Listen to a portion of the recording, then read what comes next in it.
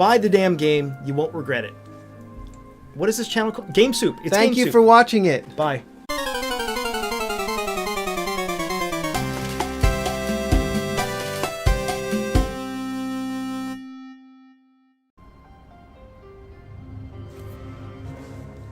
It's Druidstone, the secret of the Menhir forest.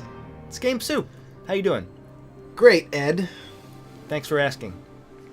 This is a beautiful... I am biased. We got a copy of this from the developers, which are Control Ninja Limited, who are basically an offshoot of, if you remember, the Grimrock developers. Most of the same team. That was, I believe, they were called Almost Human or Almost Inhuman, and I think they shut down. But anyway, most of that team is now here, and this is their first title under the new company. And it is very different. If you've played Legend of Grimrock, you will find there is almost no similarity. But this is a turn-based, sort of in the vein of like Divinity Original Sin, and, you know, a lot of those computer RPGs, but it's got sort of an Into the Breach-ish twist with positioning and planning. It's probably the most strategic turn-based RPG I've played. Grid-based. What do you call this? Grid-based, turn-based RPG? You'll see. You'll see. I think that's about right. Turn-based. You gotta get turn-based in there somewhere. Yeah. So I'm going to show you a section... Advance Wars? Yeah, sort of like that. Sort of like that. So I'm going to jump sort of in the middle. I have beaten the game. It took me about 17 or 18 hours. And I started playing it again on hard. It's a hard game on normal. And playing it on hard is unbelievably difficult. So we're on hard now, you said? No, we're on normal now. Okay, we're on normal. Yeah, because it's very easy. Like, even on normal mode, this game is tuned for you to fail. In a good way. And it really demands that you know what you're doing and not mess around. Like the whole idea. Actually, we'll go ahead and skip this. I don't want to spoil too much of that. Yeah, I like when a game makes you learn the mechanics in order to progress. Because I think you have to know what you're getting into. I think a lot of RPGs they're a little bit too easy. Like you can kind of just skip over mechanics. You don't have to bother to learn everything. You don't have to learn how to do a specific battle or a specific level in the game. Like, Divinity Original Sin is one of my favorite games, but it's very easy to just ignore the mechanics entirely and to, like, you know, you don't have to take advantage of the environments all that much. Yeah. It certainly helps, but with this you absolutely have to, or you're going to get demolished, and that's probably why I like it so much. It's got a bunch of little charming features as well that we'll talk about. So there are, I believe, 35 different missions, and most of them are not just clear the stage. Most of them are unique. Like this one is protect the druids for 6 turns. And there's always bonus objectives. And you see these little green gems. These are like your, these are the things that you basically level up with. So it's always in your interest to collect those. Right, so, and because we did this mission already, or Ed did this mission already, we're getting less experience. Right. We're getting a big percentage cut on our experience. So, which I don't necessarily love, but it kind of, it disincentivizes you from grinding, obviously. But I kind of wish you could just straight up grind. Yeah, I mean, it's one way to gate the player from being able to become too powerful and make the game too easy. But it's very difficult to balance a game that has a level up system, especially a level up system that allows the player to become exponentially more powerful than they were when they started. Yeah. So let's see. So our goal here is to protect these druids, right? And you can see these circles. These are glyphs of lightning. And at the end of the turn, anybody that's standing here is going to take 5 damage. And if you'll notice, 5 damage is a huge amount of health. That's like basically killing them almost. Oh, it's 5 whole hearts of damage? Out of 8. So you really want to avoid that. And I can show you just briefly here. So I'm going to control one of my characters here. We have a move that lets you basically just jump 2 squares. Movement in this game is the most valuable resource you have. And especially moving other characters like this. This character has an ability that lets you pull things 1 square towards you. And it is the only ability of its kind in the game, and it is one of the most valuable and most important. So you find a lot of encounters. The most important thing you can do is position yourself correctly and use your positioning skills correctly. So that was one of them, that chain hook attack that pulls a character out of the way. Right. And the other one I have, which is probably the one that you'll be using most of the game, is with this guy. He's a you know, like a little mage. He's a cute little mage. He kind of reminds me of Vivi from Final Fantasy IX a little bit. A little hood. Yeah. You only see his eyes. And he's like the comedic relief a little bit. Not necessarily like Vivi was, I guess. Yeah, I mean, but yeah, we don't think he's particularly funny here, but you might. Wow. I'm just kidding. Wow. But, you know... I haven't played the game. It was a joke. No, I would say I believe it's a translation. I don't think English... Well, I don't know if English is the native language for this game, but it's really well done. And the dialogue is... It's the story in general is serviceable, but charming, you know? So it's more on the serviceable side, but also charming and... So +1 for charm points. Yeah, it's good. You know, we like charm here, obviously. So let's see. I've only done one thing so far. Let's actually do something. So let's see. I need to get... This is our main character. Leonard. We want to get him out of the circle and away from this guy. Anytime you move and there's a guy next to you, an enemy, he will get an opportunity attack on you. Right. So this is kind of a bad situation here. We've got to get out of the way without getting attacked. You have to move away from him then, right? I do. Yeah, you can't go past him. So actually, this would be a good time right now. This is one of our abilities is called Shift, and that allows you to move one square in any direction for free. So you always avoid opportunity attacks. So we can just do that. Normally, we would take a hit from that guy. We call that a 5-foot step. Oh. In Pathfinder. There you go. Yeah. But you can see that's the only time I get to do that during this fight. I only had one charge. I cannot do that again. And that is most of the meat and potatoes of this game, is finding the right opportunity to do the thing you can only do once. And it's kind of like a beautiful strategy in that sense. When you're trying to decide what thing to do when you can only do it once. It's really I really love it. I love it. But what we can do, for example, is we've got our little mage caster here. We're going to walk him into harm's way, and then we're going to use our teleporting ability, which is luckily is infinite. And anything that's within this range, we can teleport and exchange places with. Just about everything. Yeah, pretty much anything. So we're going to take this bad guy here. We're going to change places with him. And now what we have to do, since we know that he's going to take 5 damage at the start of the next turn, is we have to deal 1 damage to him, which we can... How are we going to do that? Well, we can use our... this is our ranged / healer, sort of. Oh yeah, I guess I could break that down. We have your standard melee, your ranged attacker plus healer, mostly healer, and then your third character is your black mage, so to speak, and your fourth character is actually sort of like a ninja, who's more about positioning and doing light damage. I guess burst damage is kind of a way to think of it. Are there other characters that you can choose from, or is this the party for the whole game? This is actually, yeah, because it's a story-based game. Right, you know? right. And actually, you spend about half the story with just the 3 characters, and you gain this one about halfway through. Okay. But, you know, she can throw shurikens at 3 different targets, and having multi-attacks, like an attack that targets more than one person, those are also very valuable, and most of the time you will only have a certain amount of charges associated with those. So, like, the 2 things that you need the most, which are movement skills and AoEs, you have the least of. It's a constant pull against you, like, oh my god, I don't have enough, and like trying to wipe the board and not being able to do it just because you don't have enough of anything. You always feel like you're at a loss. But you know, that kind of makes like the victory that much sweeter, so to speak. You know, like when you actually do pull it off. So I've just been talking a lot. I'll stop talking and try to get some of this done. Actually, you gotta explain everything. Can you? These have hotkeys, I'm guessing, right? 1, 2, 3, 1, 3, 0. Yeah. I click on them. I mean, I mean, it works either way. In a turn-based game, you don't really need to access them quickly. But yeah, it's nice that it's there. Yeah, and I will say, I gotta speak out for these devs. This being their first title under this new name, they have been on top of it. They've been patching the game with bug fixes, hot fixes, exploits, new exploits fixes almost every day. They've put out, I think, at least 6 or 7 patches since the game launched like a week ago. They're really on top of it. So I gotta commend them for that. And I was kind of afraid of this. This is being one of those games that kind of went under the radar because it's a small developer. You know, this is their first game under this title, so they have no history to speak of. But I was following this game intently ever since it was announced because Grimrock, I'm an avid Grimrock fan, and I don't know, I just like the stuff that these guys put out, you know? So they're like the underdog, and here on GameSoup, we kind of always root for the underdog. We're kind of that, you know, we like to get behind those guys. Sure. I don't know.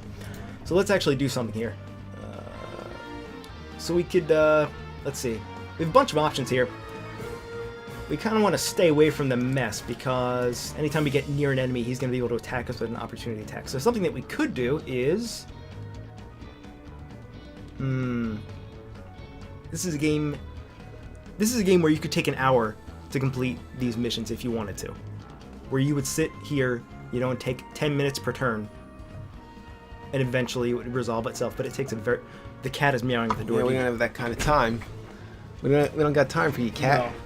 No. So I will say that an hour or 45-minute long coverage video does not do it justice, because there's so much to unpack, and it's kind of like Hearthstone or Magic in a way that every time it's your turn, you have to unpack every single possibility of things that you could do. You know, like you have to play out 10 different scenarios in your head and choose the best one. Yeah, when the board state gets complicated, I think this game, the board state starts off more complicated than in a game of Magic or Hearthstone. Yeah. And yeah, I mean, even in Magic and Hearthstone, you start to notice patterns that appear, and you know what to do in certain situations that previously appeared complicated to you. And I imagine that probably happens with this, but it looks like at the beginning of each combat, each battle in this game, it seems like you're starting off with a much more complicated board state. Yeah. And the game, it even starts off complicated, but you get the hang of it pretty quickly. But like I said before, it keeps everything just barely out of reach. You never feel comfortable in this game. You always feel like you're on the fringe of dying a horrendous death. All right, let's hit a guy. Yeah, let's hit a guy. Sorry. We can use one of our few multi attacks here, or AoE attacks. We can deal 2 damage to 3 separate targets in 5 squares. So we don't need to attack this guy because he's going to die on the next turn. We already knew that. So we could, for example, and the idea with this fight is to just take down mobs, right? Kill ads. Focus ads for the next 6 rounds. However we can do that. So let's see, we probably want to get out of the way here. And we have one more character to play with here. Ah, crap. So I made a mistake. I'm standing directly next to this guy. He can get an opportunity attack off of us. I did not think that through. It's probably why I did each fight so many times. But we're only going to lose 2 hearts. I'm thinking we might just tank it, which you're not really supposed to do, but I think we're just going to do it. So, oh yeah, there's also an equipment system, which we didn't look at, but we'll get to that next time. So we want to try to take out these imps, right? So we can kill that one. We can kill either of them, really. Maybe kill a closer one? I don't know. Yeah, we'll kill this one, I think. So this is an ability that you have infinite charges of. There are very few of those you have infinite charge abilities, like the base 4, you know? But this is just a charge one. It gives you, like, 3 free movement squares, and oh, okay. It does pushback. Yeah, it's a pretty basic move. The pushback's a little different, but yeah, that's like a tank move. Yeah, you dash towards the enemy. Yeah, and that pushback alone is what makes a lot of moves so special, because movement, like abilities that change the board, are so incredibly rare and valuable. You always have to make maximum use of them, and I don't. So that imp dropped a blue orb, and that was actually an action point, which basically lets me have another turn, and that is also incredibly rare in this game. So it is really about... there's an incredible amount... And it shows you where it's going to push him to also. That's nice. Yeah. No guesswork there. Yeah, which is really nice. Like I said, it kind of reminds me of Into the Breach. You know, it gives you these indicators, tells you exactly what's going to happen when you do it. You know exactly how much damage is going to be dealt. So it lets you make the most informed decision you can, you know? And they drop gold. You do get experience, but since we've done this battle a few times, we don't get quite the same experience.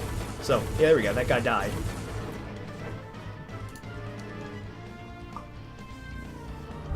And he's going to summon more ads. So this is a problem. Bees. Yeah, it's bees. This is a problem because, as I've said many times already, the ability to attack multiple enemies is not something you get very much of in this game.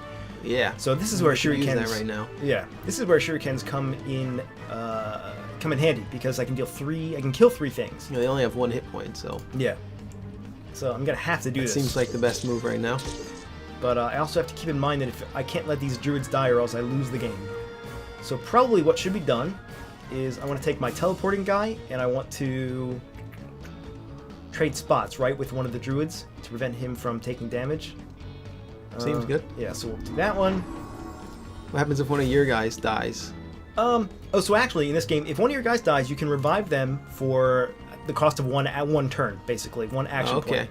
Your basic heal ability, you can either recover 1 health or it can revive a hero. So, which is nice, because you're going to die a lot. You are absolutely going to die a lot. It's one of those games. You So know? you don't lose if one of your characters falls. No, only if the party gets wiped out. Right. You know. So and I think the cost is that low on purpose. Like it only costs one turn to revive a character. And with your healer, your dedicated healer, you can actually heal every other character on the board if you focus, which just means using one of your limited focus charges. So you get 2 of those.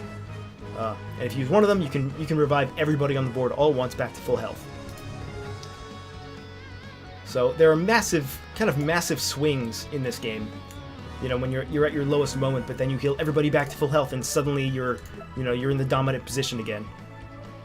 It doesn't always happen, and it's pretty hard to pull off, but it can be done, which is really nice, and it feels really good because the game is unbelievably hard. Maybe it's just me, but I do like it. All right, so we got one druid out of the way, right? So we will probably want to. We got both of them out of the way, actually, so we're good. So something that we could do is we could try to knock one of these enemies into. I don't think it's going to happen. Into one of those lightning glyphs. It's not going to happen this turn. So instead, probably what we should do is our main tank here has the ability to guard, which protects him and all the allies around him. Okay, within 1 square, it looks like. Yeah. And you can upgrade that ability to affect. It doesn't normally affect allies, but in this case it would. So, let's see, where are the enemies here? Actually, what we'll do is I'll show you. Oh, you know what? This is a good time to. Alright, see if we can move over here and get this done. Yes, okay. So I'll show you what one of these focus abilities looks like. So, normally, like, this is a fire attack. It affects 1 square, right? Deals fire damage. This is a lightning attack. Lightning attacks go in a straight line. And if they're focused, you can do 2 lines in a row. So you go there, and then you could, for example, go down this way. Okay. And then this is an ice attack. It always shoots in this formation, like this 5. What do you call it? X. Yeah, like an X shape. X, yeah. And focus to let you cast this twice in a row, so at 2 different points. But the fire one, instead of just being 1 square, when you focus that, this is my single most used ability in the game because it turns into a 3x3 and hits everything in the 3x3. This is where the positioning element really comes in handy. The goal is to like push every enemy into a 3x3 grid and then just annihilate them with this fire attack. You know, that's been my strategy for most of the time. But you also have this free attack called Force Bolt, which you can use infinitely, and when that's focused, you can attack 3 different targets. So we are going to attack. We have 3 different targets. We have a wasp, we have another wasp, we have a red priest. But notice I used one of my 5 focus charges, so I can only do that 4 more times in battle. That may sound like a lot, but that's because I've invested the most in focus. I've invested the most in this character, period, out of all the characters. Especially when you start the game, you're not going to have that much invested in those characters, and you're going to have a really, really tough time. So I think that's about it for this turn. I think we're pretty much good. So we're just going to guard with our tank right now. Just see how this goes.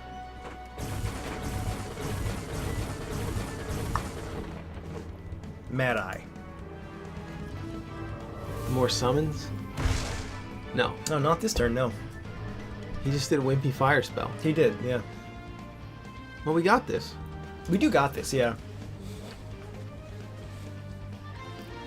Here we go. We're at the start of every turn. You really have to sort of take stock.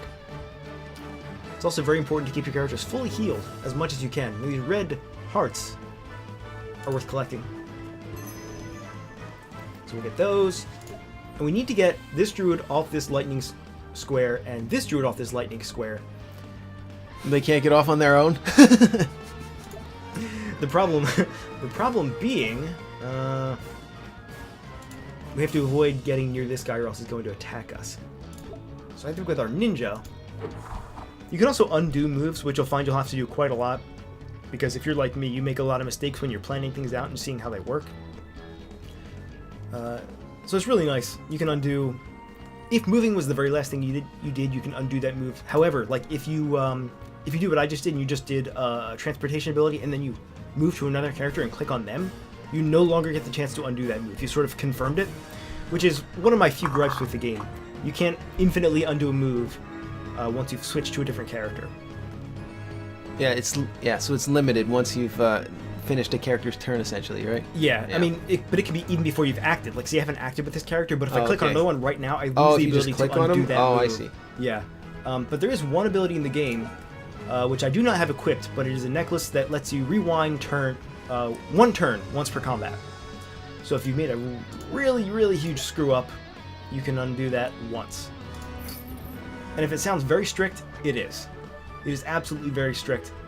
Just another way that the game sort of not so gently entices you to play well, encourages you to play well and skillfully, and try to make every action matter. And like that's the thing that I keep coming back to in this game. Like there are plenty of other turn-based, grid-based RPGs like this, but none of them are so die-hard almost. Like they want you to make sure that the thing that you're doing is the thing that you should be doing, and that you thought really hard about it and made a good choice. And I really have to applaud that. I think that's my favorite thing about the game, honestly. It has such a different feel. Oh, and also the music is straight bangers from beginning to end. You ever hear that? People will say, this is a banger. This is a straight up banger soundtrack from beginning to end. I never heard you say that before. No, me neither. It is very hot in here. We have the air conditioning off in this room right now. It's a little bit hot. Yeah, it's a little bit warm. Especially the final... Actually, maybe we'll go to the final level at some point. And that's kind of a spoiler warning, but I want to hear that Maybe we'll music. do it at the end. Yeah, I think we'll do it at the end. And, you know, we have been in this stage for like 20 minutes now. I don't want to spend the whole time here. So we'll get out of here in a minute. But I just wanted to give you an idea of, like, this is what a standard combat looks like, you know? Can we clear it? We could. Like in a turn or two? It's going to take... So we have to wait 4 more rounds, and then after that we can finally kill this guy. Because right now he's invulnerable. He can't be killed. Oh. For 4 more rounds. And then I see. After that we can kill him. So he just keeps summoning guys. Yeah. So this is one of those things where you have to just wait out the timer. But like I said, every mission is different. But this is just one of my favorite ones that I've multiple times have attempted to clear and not always been successful. It's a pretty tough game. Have I mentioned that yet? And the music is fantastic. So we'll give it one more go here. I think we'll guard. You have unused action points. Yeah, this is probably the dumbest thing you can do, right? Is end a turn without having used an action. But if you play bad like me, that's going to happen sometimes. Let's see. So we could try to whittle this guy down a little bit. So if you kill him, he revives at full HP. But if you just whittle him down without killing him... Oh, fair enough. After 4 it's not a waste. Yeah. After 4 turns, you just have to kill him. And then if he's already at low HP, then you can sort of, just quickly finish him off. Yeah, so it's probably a good strategy to bring him down to a couple of hit points. And he's probably going to summon more minions of Ogmu. They're bees. No, not bees this time. We call these many-legged bees. So let's see. Everything's a bee on GameSoup. Everything is a bee. That's funny because that's... Well, I'll get into that later. So we have a problem now, right? We have 2 druids that are about to be attacked for 5 damage each. I will say that these lightning glyphs target your characters, and you can kind of tell, right? Every turn so far we had 2 on druids. And this turn, in addition, we also have 1 on our caster. On Oiko. On Oiko. And 1 on this centipede, which I don't know why that happened. But, and that's what makes this so difficult, is that towards the end of this fight, so far we've been able to deal with it, right? Because we have 1 character that pulls things, 1 character that can trade places with another character. But eventually, we're going to get to the point where there's 3 druids on Glyphs of Lightning. And we can't just use those 2 abilities. We have to think of more creative ways to get them off those squares, or they're going to die. And this is... I think this is probably why this is my favorite microcosm of the game in general, because this is so representative of what you're doing most of the time. So we have to trade places with these 2 guys, which we can do quite easily, but we want to move first. So let's trade places.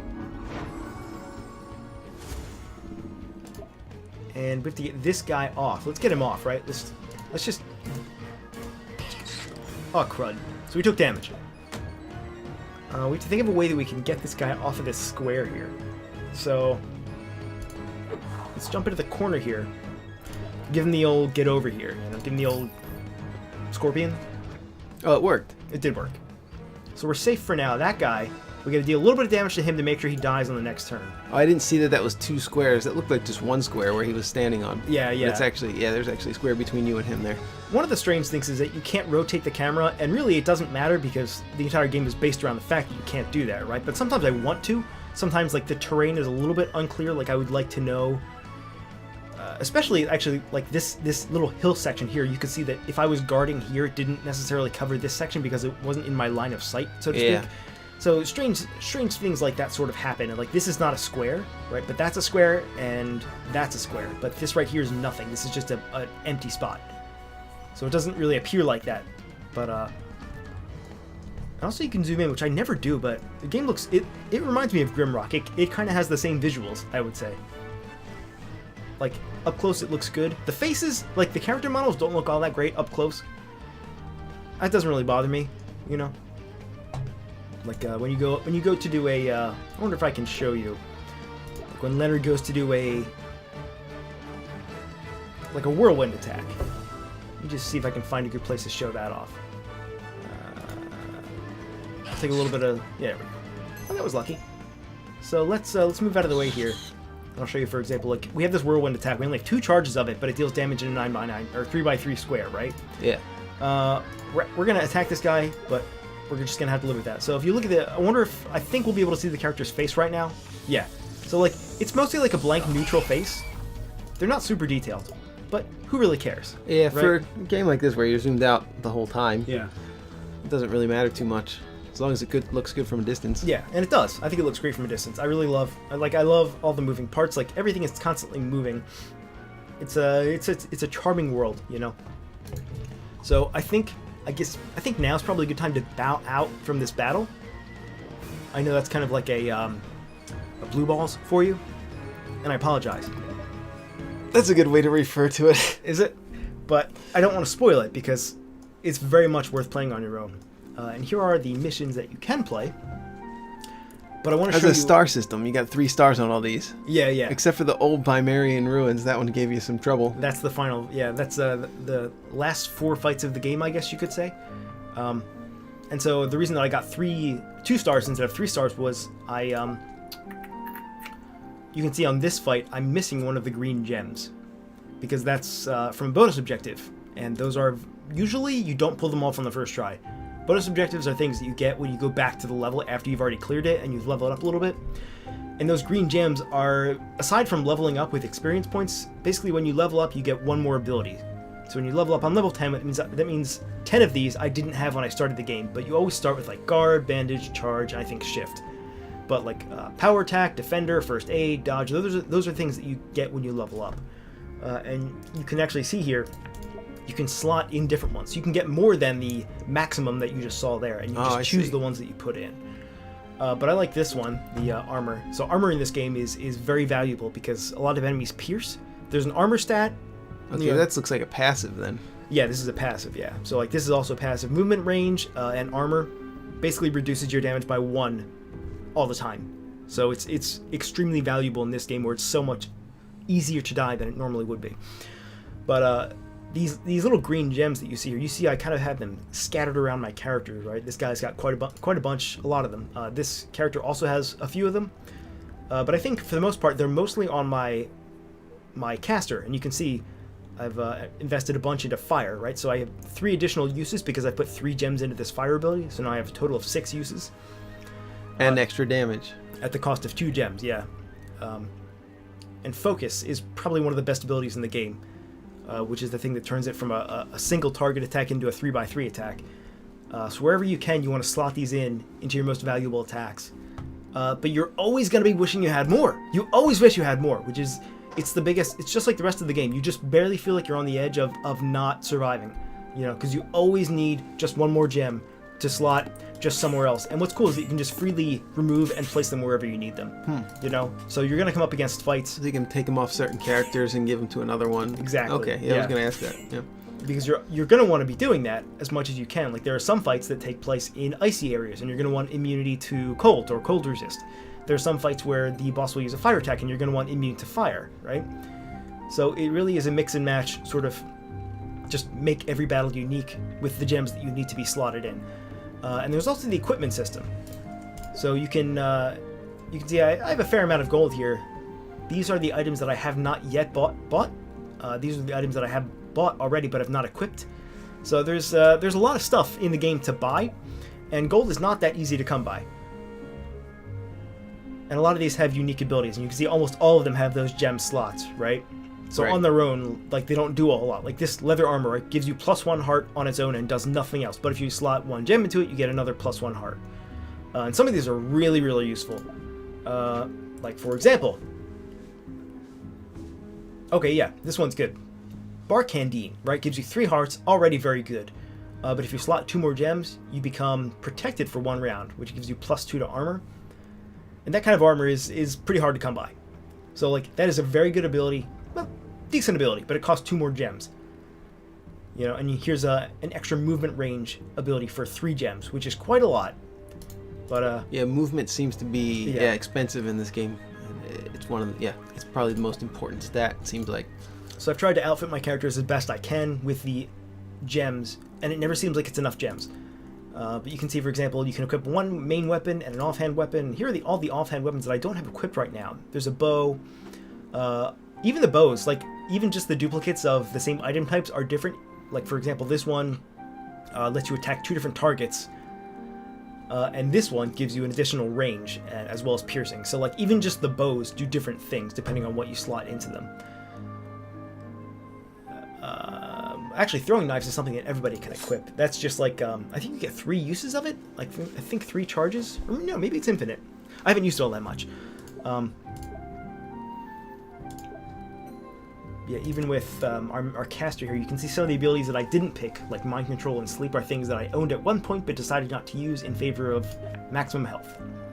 So there's a whole lot of customization. And, man, you get addicted to getting those gems. They're not easy to get, and there's never enough of them, but damn, they feel good when you use them. You know what I mean? So I'm wondering if we can... Maybe we will... I'll show off one of the earlier stages. This will be pretty quick, I think. I don't think I'm going to complete it. But before we go to that final battle... You know, maybe we shouldn't show the final fight. Because it's kind of like a... Well, we already teased it. We did kind of tease it. That's not very nice, because it's kind of like a teaser. It's kind of like a spoiler, you know? Yeah, kind of. Maybe we shouldn't, because No. the developers might not... in a short video, they might not want us to show it. I don't know. If you didn't get the message yet from what I've said so far in this video, I want you to buy this game. I want you to buy this game, and I want you to play it. I want you to support the developers. Okay, so we're not going to show it, but maybe another channel has shown it, and you can just go to another YouTube channel and watch the end of the game. If you really want to see the end of the... I don't think anybody wants to see the end of the game yet. No, this is not a game that you play for story anyway. So you're not missing anything. I just want you to listen to that final music. The final battle music is, it's a real banger, as they say. So this is actually the second mission in the game. Ed, did you know that no one says that anymore? Anymore? I didn't know that, actually. Oh. So this is the first time in the game that you feel like you can't win. And most of the time you're right, you can't win. This is a very, very difficult fight. So our goal here is to escort this guy to the exit, right? Furnos, he's an ally. We have to escort him all the way around here to these green exits. Oh boy, escort missions. And it's difficult. For one thing, it costs 1 action point to escort this to whistle him 3 points forward, right? So he's extra stupid. He's extra stupid. It's a real pain in the A. But it can be done, right? And your bonus objectives here are to kill one of these basilisks. These guys will petrify you if they get close to you. That's what basilisks do. Right, and they have 20 HP, so they're nothing to be messed around with. So your first time through, you would not even think about trying to complete these bonus objectives. But just to give you an idea of how this fight would sort of progress, you're kind of just slowly lumbering towards the exit, trying to lure this guy along as much as you can. Right, so we'll just continue luring him over here. Oh, so you gotta use a couple of characters at a time to whistle him over. Yeah. However, you can trade places with him. Right? So say our caster gets way ahead of him. Oh, I see. We can essentially lure him like 3 or 4 times in a row in one move by just trading places with him. So, and that's something you'll have to consider doing. Right. So we want to get away from these basilisks. Yeah, they're gonna chase. They are gonna chase. But something that we could do, for example, is we can focus and slow them down. Well, that is also true. Maybe we should do that instead. So let's see. They also take up 2 squares, so they're pretty easy to hit. We could slow them. We could also just nuke them, right? Get rid of those smaller guys. All right.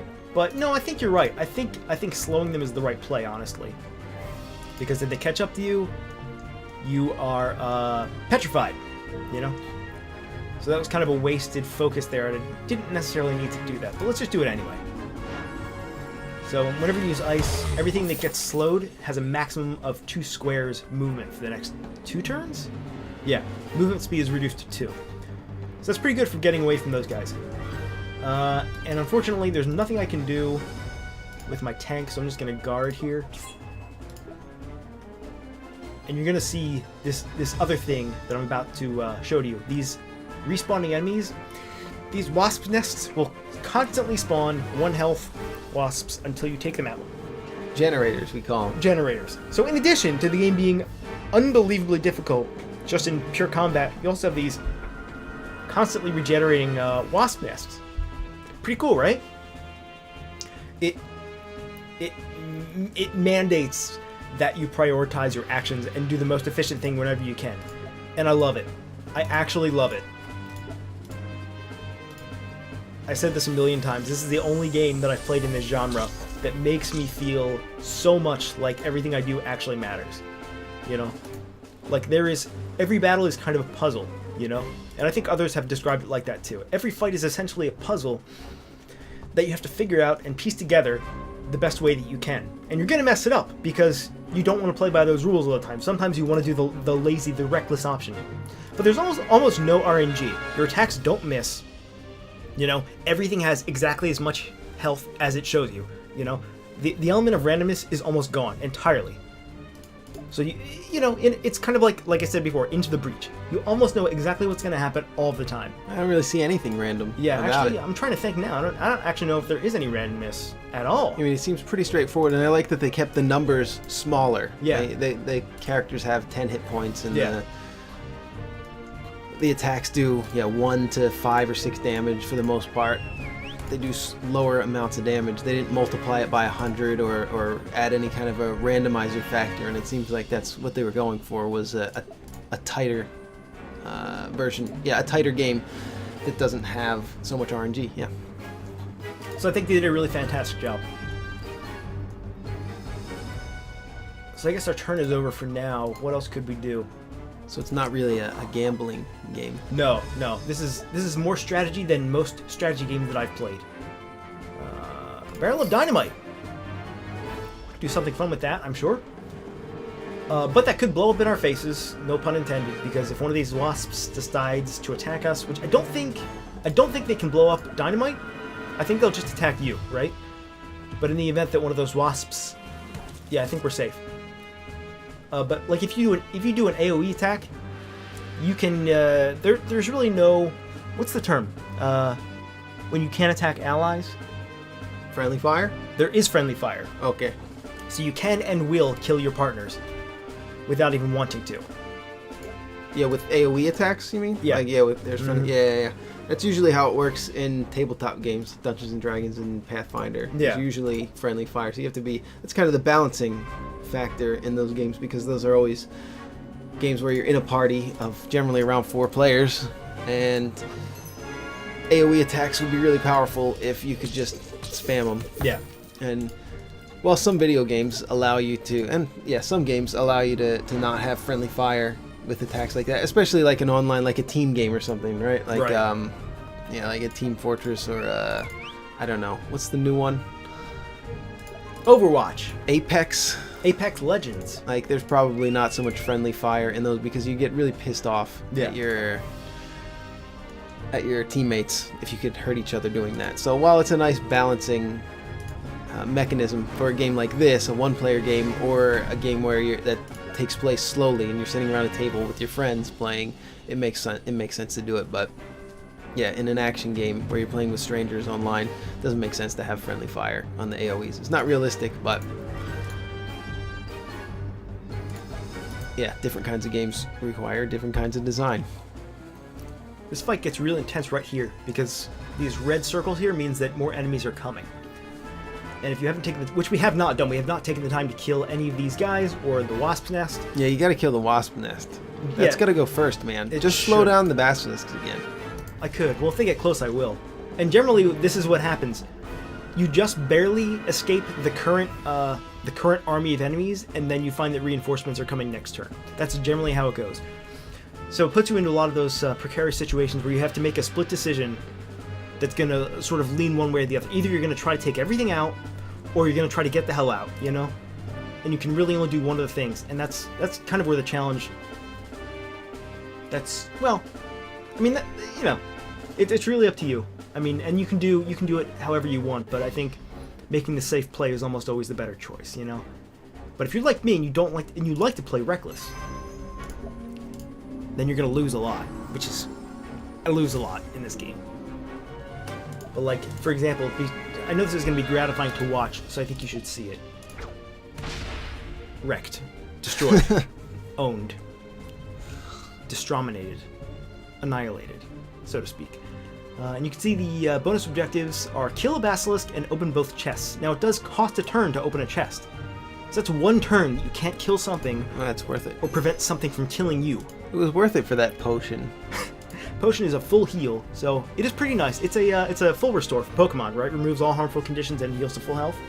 Normally that's nice. We don't need it because this is an early level. But you get to keep it between levels? No, actually. Oh, you only get to use it for this level. Oh, that's actually one of the great things about this game is that whenever you pick up an item during battle, you can't use it again until you can't use it anywhere else. You have to use it in this fight. It's a great incentive to actually use everything you find. Well, that works for you because usually you don't use everything that you find. That's probably why I find this game so hard, is because I'm one of those guys that will hoard every item until the very end. Yeah, there's not much point in hoarding it in the single level, though. Yeah. You can't just hold all your elixirs for the last boss and then use one of them. So this second chest, you might have noticed, requires you to step on this pressure plate, which is a Legend of Grimrock staple pressure plates. And there's a gate here that lowered. Okay, if you step off the pressure plate, it'll rise again, I guess? Yeah, so it takes a two-man effort to get to that chest. It better be worth it. You would think that, and I believe that the contents of the chests are randomized. That might be the only random element in the game that I can think of. That's surprising. But it's always something useful. It's going to be like that potion, or there's an Ankh, which prevents you from taking all damage for one turn. Like, it sounds OP, but it's not because the game is difficult, you know? We can just run right over there. We'll just tank the 2 damage and see what this chest contains. Dynamite. Deals 5 damage in a 3x3 square. Pretty good. That's pretty amazing. That is one of the best items you can get. Use it on the basilisks. You absolutely could. Let's see, where's our guy Furnos here? But actually, I'm thinking we're just going to try to lure him into the exit, you know? So let's see. I want to get rid of this Beastmaster. The Bee-Master. A bunch of different options here. We can, well, that's not useful. Remove harmful conditions from yourself. We can create an oil slick, and all enemies on top of it will take more fire damage. We can give ourselves a shield, which is not that useful. We can lure Furnos 3 squares towards us, which is also not that useful. But I guess we should probably do that in the interest of getting him out of here. So, my ultimate goal here is to get Oiko into the exit so that he can trade places with Furnos, but I don't think it's even going to come to that. I think we're just going to be able to get him out of here. I think we're just going to be able to get him out of here. So all we have to do is keep everything else from killing us. Oh god, they're coming. There's a siren outside, if it didn't come through on the mic. Sorry, this is a game where you talk a lot because there's so much to explain, and also I'm really excited. So, that's kind of a double whammy, you know? There's a lot to explain, and I really want to explain it. And you're being chased. And I want you to like it. I really want you to like it because I really like it. So this is the exit. We're finally here. We're going to lure Furnos into this this exit section. But we didn't kill the basilisks. So all you had to do was lure him around that U-curve there? Yeah. Pretty good. Sounds pretty easy, right? But it is not, especially if you're going for the other objectives. So we got 50 GP. We got 3 experience, because we've done this fight a couple times. That's not a lot. No, it's almost nothing. That's a really low number of experience, Ed. You might say I'm very inexperienced. How is your name Ed, by the way? You know, my dad had a friend named Ed. Is that real? That's real. Oh, I didn't even know. Yeah. How did I not know? I mean, why would you? You know why my name is Joe. No, why is your name Joe? I have no idea. No, I know why. It's because your father's name is Joe. That's correct. Yeah.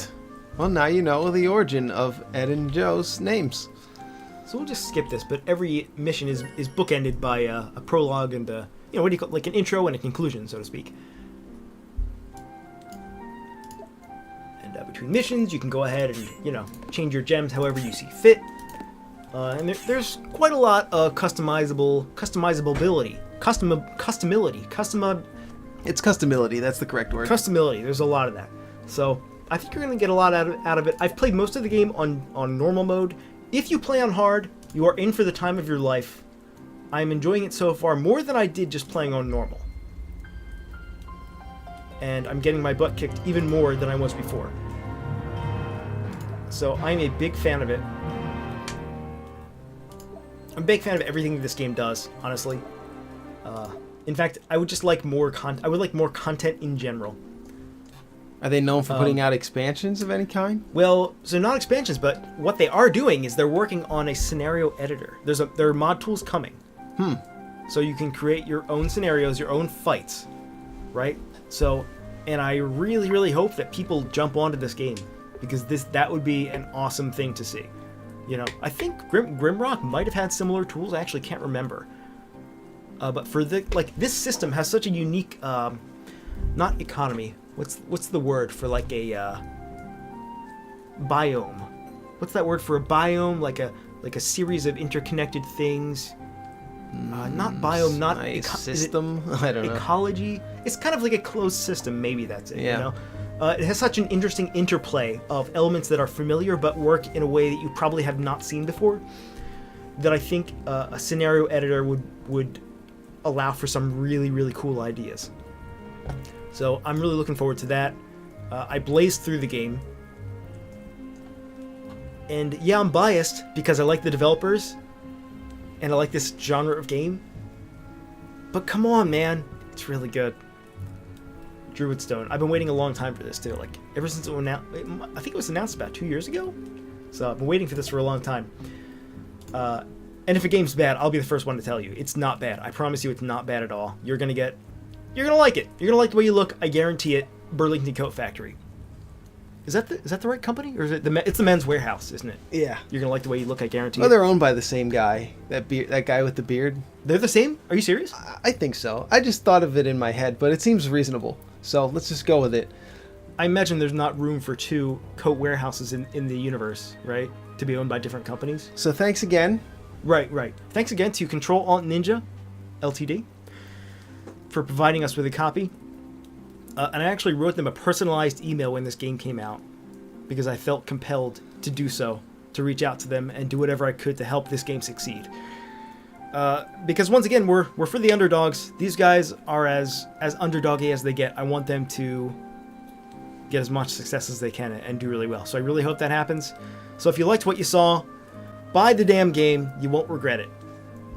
What is this channel called? GameSoup. It's Thank you GameSoup. for watching it. Bye.